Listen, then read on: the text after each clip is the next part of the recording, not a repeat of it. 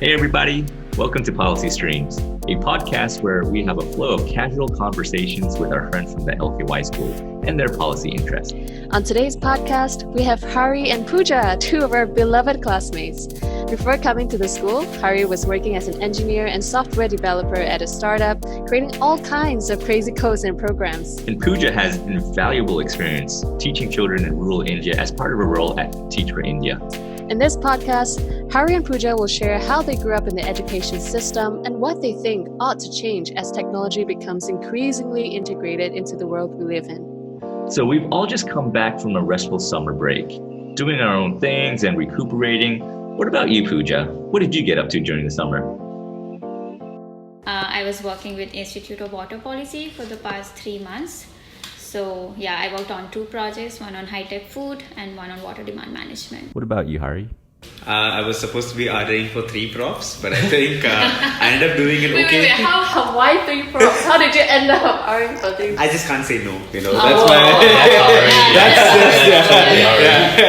So this is one thing I heard from somebody's told me that you've developed this programming app over the summer. Can you share a little bit more about this app? Okay. Disclaimer. Yeah. You only did it as a trial, right? It's not actually happening. It's a proof of concept. There is no evidence that this is actually in place. I just wrote this script that will automatically submit a temperature. So when you say script, you mean like some programming type? Yeah, it's a program thing, which will just log in as me on the the My ACES profile and will submit a random temperature between 35 point something and 36 point something at 8 a.m. Have you actually built this program? Yeah, I mean, it wasn't very hard to build up. So I just wrote it out in a couple of hours, and then it also sends a notification to my phone to let me know that everything's set. So supposedly this is a proof of concept app that you've already developed that automates and implements the temperatures for you on the NUS temperature recording app. Yes. That is very Hari. No, that sounds like Hari. Actually, Hari, what is your background? What were you doing before you came? I was a computer engineering graduate from NUS, and then I've always, I think since I joined NUS, I've been on the lookout for interesting opportunities, and somehow or the other that's led me to working with startups. So I pretty much have all my experience in startups. Working in a startup just I think naturally equips you to just think on your feet and just learn on the job is the mantra for a startup pretty much. So I think that I just fit right in there because I didn't really like structured learning in a sense, at least to a certain point. I really much rather get my hands dirty and try some things out and work under pressure. I think that's something that's really interesting about Hari. He seems like the kind of person that you can say, here's your space, and then he's going to go in and populate it with all kinds of ideas and it's all brilliant. Yeah, and I think this is something that I think almost the whole class really admires you for and thinks is awesome. How do you feel? Do you ever feel pressured that you have to live up to our expectations? So I don't know. I think that partly comes from this societal expectation to be humble, right? And I think that's partly largely drives me too. I would rather help. I would absolutely help you at any time with anything you have, try my best, but it's just, I think that's just a natural thing to do. For me, it's not I'm going out of my way or anything. It's kind of, in a sense, it's also not a weakness, but a flaw in a sense where I prioritize quick wins, or just if someone interrupts me something, I'd rather do that than my actual work. So I'm very bad at this is my biggest weakness. I think I've realized it multiple times in NUS and everything, is working on long-term projects, research projects especially, that do not have a clear outcome or a deadline, right? So I work much rather with you just tell me you need this done and I'll get that done for you, because that I can see myself working towards that, right? So that's how I just do it. So you said something I kind of almost invite the distraction from other people because it's distraction from doing something else. Yeah. Would you call yourself a procrastinator? I'm a huge procrastinator. I think it's very limited to procrastination towards something that has a longer time to reach the end goal, while something short, he doesn't seem like a procrastinator at all. That's what, right? I just think in a sense this is attitude. I don't know where I picked it up from, but it's just that there is no useless knowledge. There isn't any useless knowledge at all. If I'm you call it procrastinating, then I'm reading this random Wikipedia article about what was the most recent random Wikipedia article? Rabbit hole that I went to. This is procrastination, yes, but it's how can your procrastination be productive? How can procrastination is not meant to be productive, Ari. Yeah, but Pooja, I was interested a little bit. You talked about your Institute of Water Policy and stuff, kind of the stuff that you were doing while you're doing summer, but I know that's not your background. Before you came to the Lee Kuan Yew School, you did a little bit of something else. Can you kind of share a little bit about that? Yeah, I started teaching when I was in class 8 to take care of my tuition fees and all. So since then I have been teaching like some of the other students. From then also I did realize, I always thought there are good students, there are bad students. I never thought it to be they take time to become a good student, or it could take more time for a few students to reach that level. I was so frustrated as a teacher. I was like, I can never be a teacher. So, and then, then I came to Delhi I was originally from Kolkata in India, and then I came to Delhi, and then I joined college, and then I started working for Teach for India, which is, I interned with Teach for India, and I interned for this school, which was again class 6 and 7 students.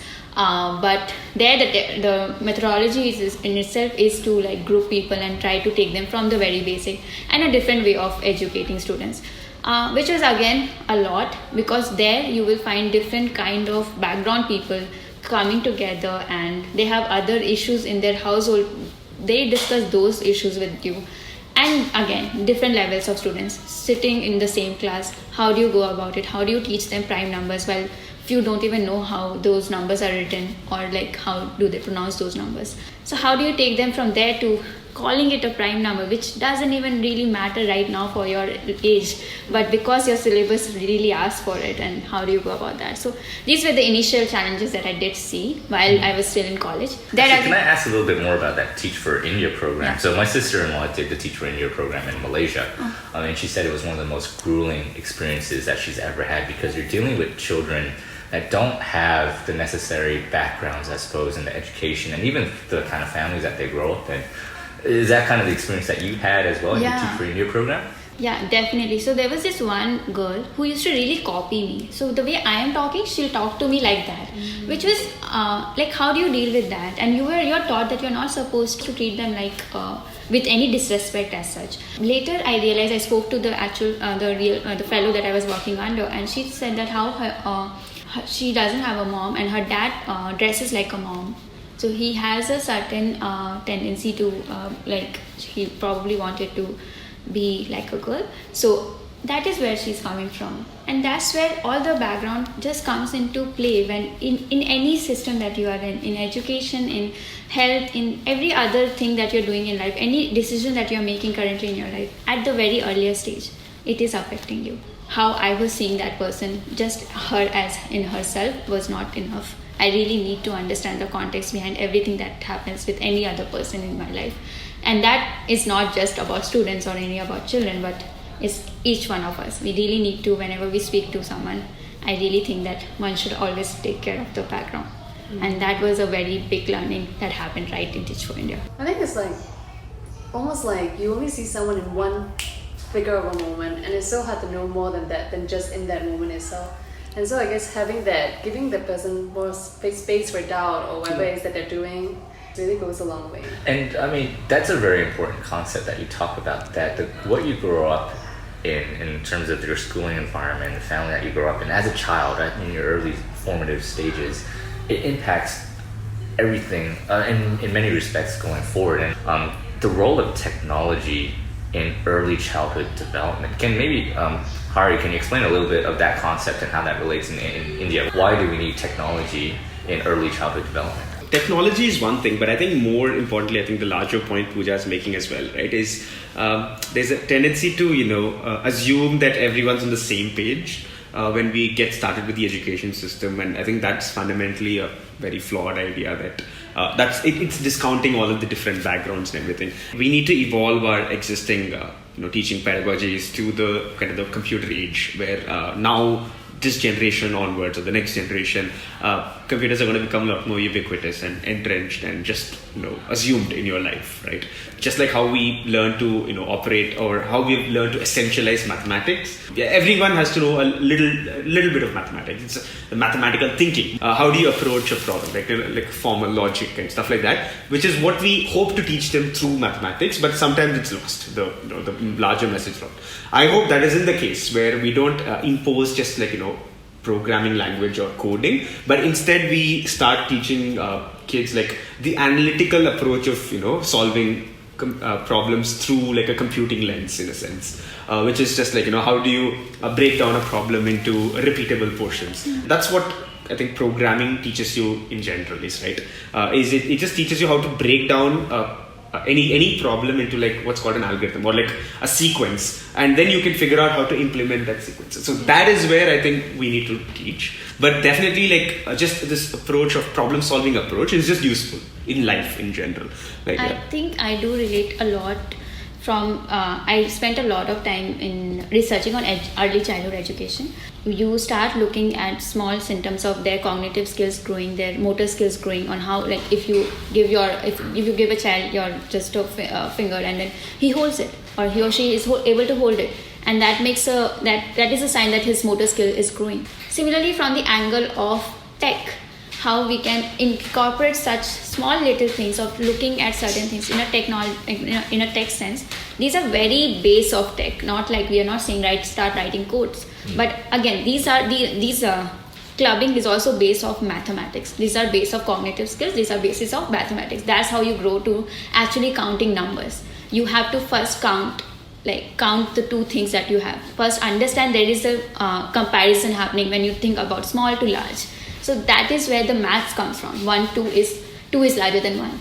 And that's where I think tech needs to be added in this system to actually be able to link it better, so that you can actually question what is happening in this world. If responsible innovation is such a big thing now, people are innovating but not really thinking about the large population that you are going to affect at a larger scale. And how you can incorporate this in the education system is so important from every other angle, from a poverty angle to a gender angle to major political angle as well, and in the international world in itself, because we are also really complaining about China really doing a lot of things in terms of taking a lot of data, and we are questioning a lot of things. But I really feel when I question a lot of things in terms of they are taking my data, or when we were really questioning about the Aadhaar thing that was happening in India, how much do we know really, what was the tech, what exactly they are taking, how are they really going to exploit it? I understand we have started questioning it, but I really see there is no base to those questioning. We just question, okay, this person is questioning, we add to that questions. We are just wary of sharing now, but we easily accept all the cookies, easily accept everything, terms and conditions. Whenever we do retail shopping, we are not really thinking. We are just against that government who asked for something. But if you really want to get deep down into the details of not doing right through technology, there's a lot that needs to be learned, and that there's a lot that needs to be added. All right, I have 2 questions on that front. So number 1, is at what age do you think they should be exposed to learning these technologies? And number 2, what do you think, if technology is a solution to some of these problems, right? What do you think are the current challenges to implementing technology as a solution? At what age that needs to be added, I really think that there's a lot of research that needs to be done. But I do see that it can be incorporated as we incorporate mathematics, another higher level of mathematics. As I said, there's basic comparison to actually getting introduced to numbers, to then getting introduced to multiplication of those numbers. This multiplication is getting used so that your system, your life cycle becomes much more easier.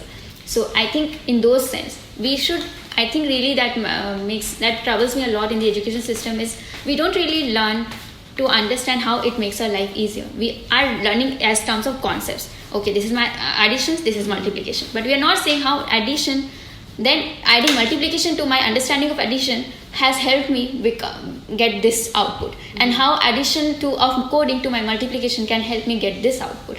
This is how the learning curve should look like. And I want the lens to also be in that angle. So if I want to piggyback on that point, so there's 2 things, right? So she talked a little bit about how we understand technology as it is right now, which comes to issues of, let's say, encryption, or what do we do? I see a common thing among my MPP batchmates is that a lot of them use 1 or 2 passwords or 3 passwords. Yeah. Guilty. Yeah. So I'm trying to change that, right, in general, or at least trying to influence people to. So the problem there is not so much that it exists as an abstract concept that having 1 password is bad or 2 passwords, but we don't really understand why is it bad. And I think there is just a thing like how again it's just technical literacy, I would say, not so much technology. So you don't have to know programming to understand this. So technical literacy should be introduced, I would say, maybe around when you're just starting to make more informed decisions with technology, which is like I would say like when you're in your teens, right? Around that time when you start going online in a major way, when a lot of websites open up to you technically. You don't have to know the underlying HTTPS protocol or SSL or all of these complicated mechanisms that have been built in, but you have to understand the purpose. And a lot of people learn something for the sake of just learning it, rote learning, but they don't understand the implications behind what they're learning. I think in a more technological type of world, it's definitely a lot more important to do these type of things, because it's not only embedded in literally what we do from a day-to-day basis, but it's also going to be what drives us in terms of productivity in the future. And if you don't understand how it contributes to productivity or your way of life, then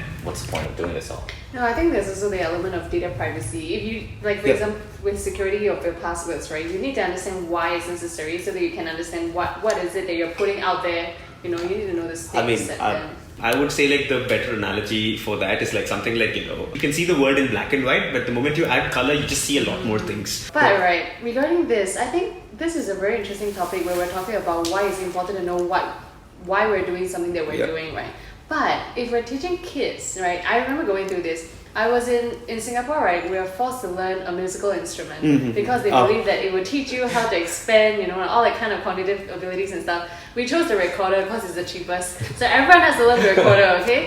Yeah, and I remember just going through the whole process, and I'm someone who is quite musical, right? I love music. But I just remember going through the process like, why am I doing this? And then at some point they forced us to learn keyboard on and some computer software stuff as well when I was younger. Someone can come in with the best of intentions and say, hey, let me teach you about this. You're going to need to know this in the future. This is super important to know. But as a child, you might not be in that position to be very receptive to the knowledge. How do you make these people, these young children, young humans, understand the importance of what you're trying to teach to begin with? Because we can spend a lot of money into policies, regulations to get these technical solutions out there in your education curriculum. But your person might just not be receptive to it. So for 14 to 18-year-olds specifically, what we did was we were like, okay, you have 50 rupees and this is one shop that has 5 things. How much can you buy out of these 5 things? You can't buy all of it. It's total 80 rupees. So you have to pick and choose what all can you buy from that 50 rupees. And they had to do that. That was a direct understanding of why addition is important. So this is how we directly could help relate them to the actual world. But I see the whole problem starts with how we are thinking about this question. The question we are thinking about is again just thinking, how do we teach technology? It's not that. How do we see where technology comes into picture in a student's life and how he can understand technology and understand the next step out of that technology? And that's where I am thinking. I think there is a gaps that needs to be filled and we are taking jumps right now, and then suddenly they are introduced to something very big. How do you make someone understand how it is going to be useful? And that's the angle that needs to be looked at anywhere and everywhere where we think about adding knowledge to someone. We treat kids too much as kids in a sense, right? Like we assume that like they don't know what they're doing, and like of course they are learning and all that, but there's a tendency to infantilize them.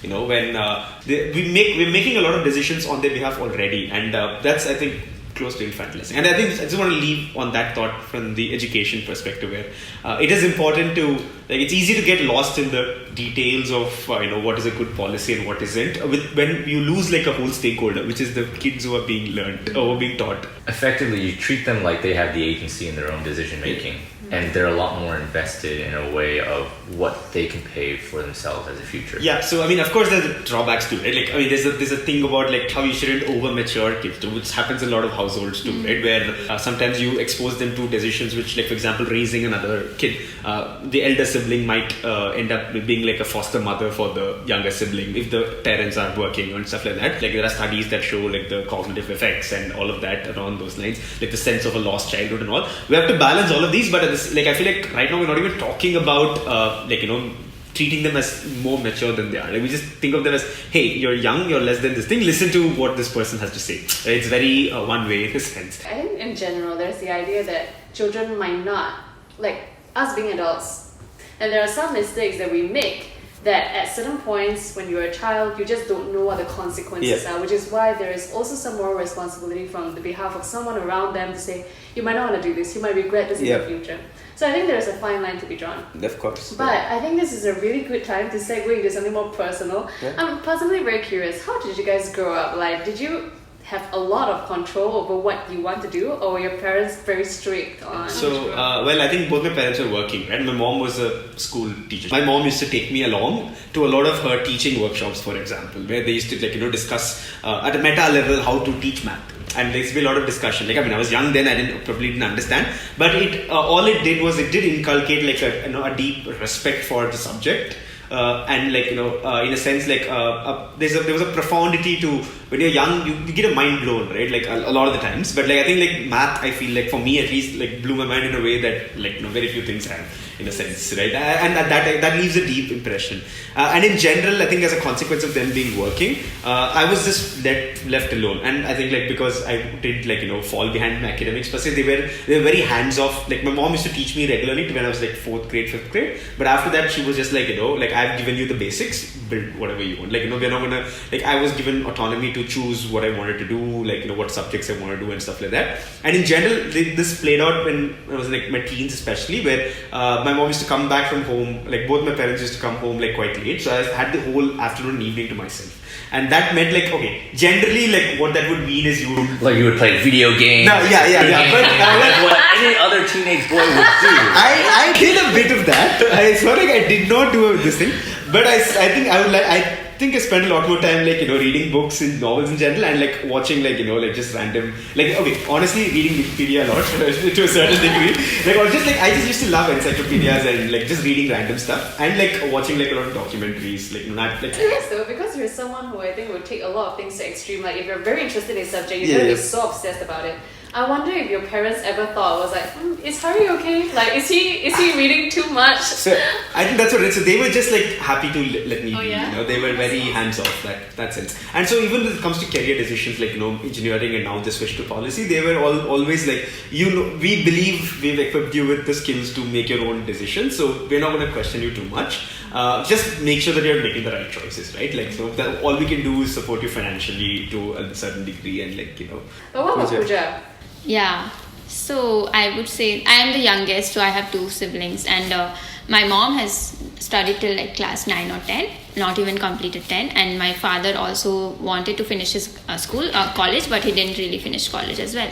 So it's not the best in terms of education background, both of them, but it was really at least for my father, it was the main important or focus about in his entire life was to teach the 3 kids, and he had always been very focused on that. So, and I have also seen my brother taking care of the family and excelling at things, and he's my idol kind of, so I go by his rules kind of. I know I should not be going by any rules, but I let him decide a lot of my life choices, and I think till now he has been making all good decisions for me, so it just works out perfect. But my mom used to teach me till class 4. Yeah, she did teach me till 4, and then I had my brother and sister to take care of me later, and I didn't study class 5. My father thought that I am too cool, I'm a good student, so I was made jump from 4 to class 6. So I was okay, I don't know what I'm doing. I failed in maths, I failed in geography in class 6, and then by 12th I scored 100 on 100 in mathematics. I was there you go, on your face, because I know my shit. But then I still feel that the education system that I was in was not the perfect. Learning experience is just, school was one part of it for sure. It taught me basic morals, it taught me basic numbers that I could then relate to other big things. But that's what I take from my school life, the goal of life, why I am here. Other than that, the different angles of people talking about issues, the different angles of policy issues, it has all come down after I left my school. I think I'm very similar to you, Pooja, in a way where I felt I just followed whatever I needed to learn in school. I wasn't a self-starter either, and then I really only felt I discovered more of my own passion after school, after I was 18, after I was in university, decided to do other things. I don't know, like for me, it also came down to the resources that was available. So we were maximizing from the resources that was available. The maximization was that I had school. That's it. Parents couldn't really help me figure out a lot of other things. We didn't had phone or anything at home to understand other things, to get access to other things.